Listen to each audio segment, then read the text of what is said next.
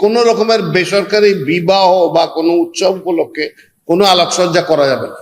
দোকানপাট যে বললাম 6টার সময় বন্ধ হয়ে যাবে সব, জি 6টার থেকে। খাবার দোকান, ওষুধের দোকান, এইরকম জরুরি যেটা অর্থবার্ষিক সবার সবসময় যা থাকে সেগুলা খোলা থাকে। যে আমরা কিভাবে মধ্যপ্রাচ্য যুদ্ধের ফলে যেখানে আমাদের সাপ্লাই লাইনটা ইনসিকিউর হয়ে গেছে, সেইটাকে কিভাবে আমরা তার ফলে যে প্রাইসের ফ্লাকচুয়েশন হচ্ছে, তো সেইটাকে মোকাবেলার জন্য আমরা কি কি ব্যবস্থা নিতে পারি।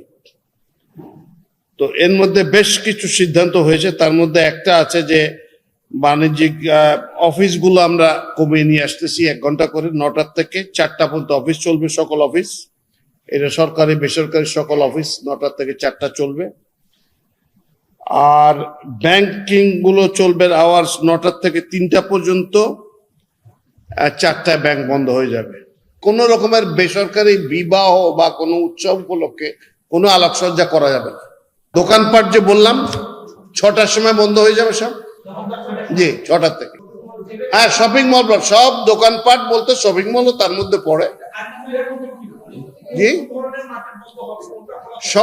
সকল ধরনের মার্কেট 6টার পরে কোনো মার্কেট চলবে না।